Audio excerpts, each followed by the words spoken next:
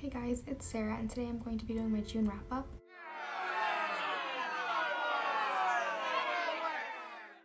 The first book I read this month was We Hunt the Flame by Hafsa Faizan, and a lot of people seem to like this book and I liked it too. I gave it 3 stars, so it was definitely a passable fantasy for me, but there was something a bit off about it. So before I get into what I thought about this book, I should just describe it very briefly. So this book follows Zafira, who is a huntress who ventures into a magical forest only she can navigate, and Nazir, who is a prince with a high kill count. Their paths cross whenever they both go on a journey to restore magic to their people, their land, and the story just kicks off from there. So what I liked about this book, I like the atmosphere of the book. It was set in I don't know exactly where it was supposed to be set, but it had a Middle Eastern Arabian feel to it. There were ifrits and those kind of mythological creatures in this book, and it had a very different flavor to it than most fantasies, which is always fun to read. Some of the characters were definitely interesting, but it took me a while to feel invested in anyone, to be honest. And on that note, it took me about half the book to even care about what's going on. For the first half of the book, I contemplated every other page whether or not I should put the book down. It was really boring, and the story doesn't really even start until 30-40% in, which for me was kind of a negative. The ending of the book I really enjoyed though, and I feel like that kind of saved the story for me, and it's why I will continue to read the series and why, went from a 2-star to a 3-star fantasy read. The writing style of the book, however, personally didn't mesh with me. Some fantasies, like I've mentioned before, I just hit it off with. I really enjoy them. It's very easy for me to put myself in the position of the characters. Other fantasies like this, it feels like I'm listening to the story through a glass wall, or like a friend of a friend is telling me something that happened to their friend, as opposed to me being in the head of the protagonists. So yeah, it was kind of something that I had to overcome. The next book I read in the month of June was Sorcery of Thorns by Margaret Rogerson, and I gave this book 4 out of 5 stars. It's a YA fantasy that's been making the rounds on Twitter too, which is why I decided to pick it up. And I have a full review up on my channel. I'll link it down below. I had a lot of thoughts about it. Yeah, so if you care, check it out.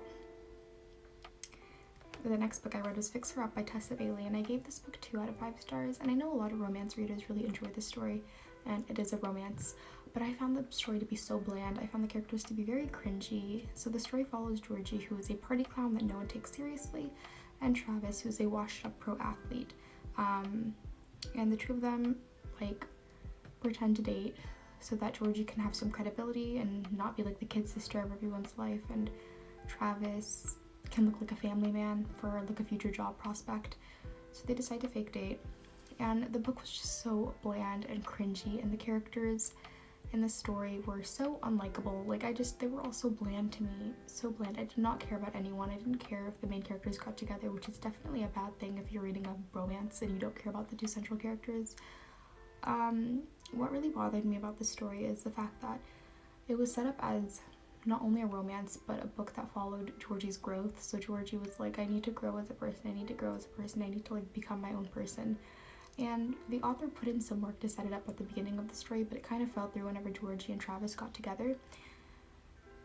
It's like the author was like, okay, well, she's in the romance now, there we go. There was very little character growth after the 2 characters got together, and I just didn't like the story.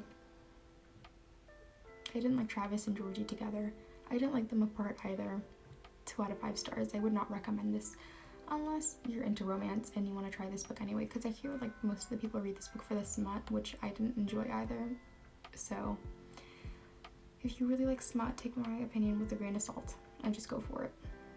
Seek your own pleasure by all means. So the next book I read was Solace by Gail Carriger, and I gave this book 3 out of 5 stars, and I really liked this book. It was a lot of fun, even though I gave it 3.5 out of 5 stars.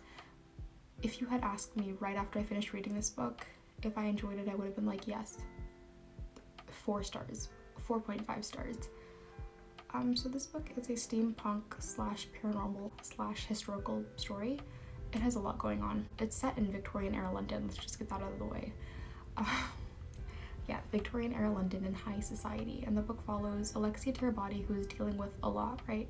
So she's half Italian, which is something that the greater London society frowns down upon.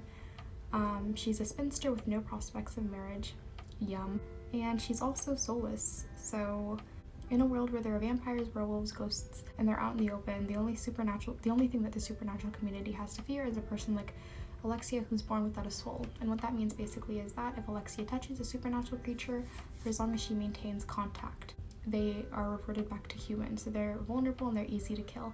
And so the story really kicks off when, at the beginning of the story, Alexia is at a ball and she finds herself in the library alone, and she is attacked by a vampire and she kills the vampire. She then finds herself in the center of a paranormal investigation and at the center of a scientific conspiracy. This book was so much fun to read.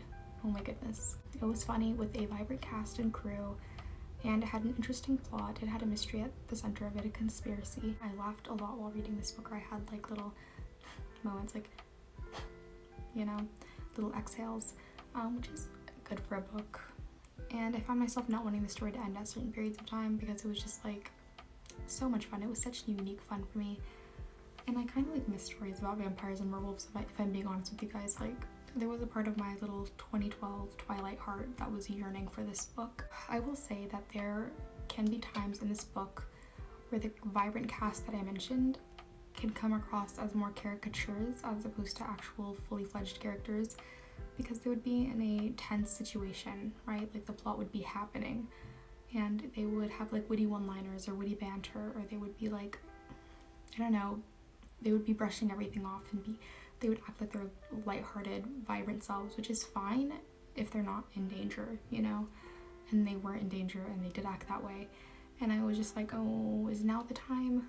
Is now the time? Because it felt like the author put in so much work to build up a stressful scene, and then someone would say something witty and the mood would break, like the tense feeling that I had would like shatter, and the tone would shift completely because, you know, these characters are having romantic moments or they're bantering with one another, so how can they truly be in danger if they don't themselves feel the sense of danger that they're in, if that makes sense? So that was a bit annoying. And when I finished the book, it turned out it was like the first in a long series, and I will read the subsequent books at some point, just not now. I'm not in the mood for it. And I really feel like the author could have just wrapped this book up in one book. The next book that I read was Radio Silence by Alice Osman. This was the 5th book that I read this month, and I gave it 5 stars out of 5 stars, obviously. So this is a YA contemporary that I really adored, and there's a full review up on my channel. I'll link it down below. The next book that I read was definitely a swing from a 5-star back to a 2-star, and it was Maybe Someday by Colleen Hoover, and it is a new adult romance. And I typically don't enjoy these kind of books, new adult romances that is, because I mean, most of the time, especially the older ones, like this is I think an older one, they're just filled with awful stereotypes, awful tropes, awful characters, awful misogynistic themes, and I don't enjoy them very much. But I read this book because I pay like $15 a month for Scribd, and I will read every book on there. I will read every book on there because I have to. I can't afford not to. I hate wasting my money like that. So I saw this book, I read it, and it was utter trash. It's just a story, a love story between 2 musicians, and there's a lot of cheating, very annoying, a bit of women hating in the book, and just trash, utter garbage. So yeah, Beautiful Disaster was the 7th book I read this month, and it was by Jamie McGuire, and I gave it 0.5 stars out of 5 stars, and I'd never given a book this low a rating before in my entire life. And it's a new adult romance, and I have a full review coming up on my channel. It's going to be a rent review. Please, if I don't post it by next week, yell at me, because I'm definitely procrastinating this because it's so draining thinking about this book after I put it down. But it's going to get done. The rent review is going to get done because I read the book, I annotated the book, I have an outline of the review. All I have to do now is film it and edit it. It's going to be so long. The last book I read this month was Depression and Other Magic Tricks by Sabrina Benaim, who is a pretty famous spoken word poet, so if you like know that name, that's why. And I gave this book 3 stars out of 5 stars, which I feel kind of guilty about because this is a poetry collection, and I've never read a full poetry collection before. I don't know how to really review a poetry collection, which is why I'm not going to elaborate too much on why I think it's 3 stars, because poetry collections are different from actual books, especially fictional books, because I don't have a lot of experience reading them, and also they're a lot more personal than fictional stories. They're not meant to be enjoyed for entertainment purposes. But yeah, so this poetry collection definitely had some wonderful poems in them.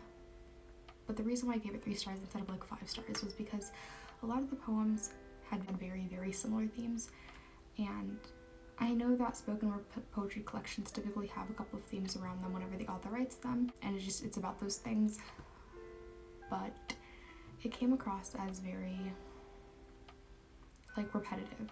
That being said, again, there were definitely some standout books in this collection, and I'm glad I read it. So yeah, that's been my June wrap up. I hope you guys enjoyed, and please yell at me if I don't post a Beautiful Disaster review sometime soon. Please, because I'm just putting it off. I'm just putting it off like a lazy little bum, and it needs to get done so I can stop thinking about it. Okay, thank you guys so much for watching. I'm Sarah. This has been Read with Sarah. See you in the next video.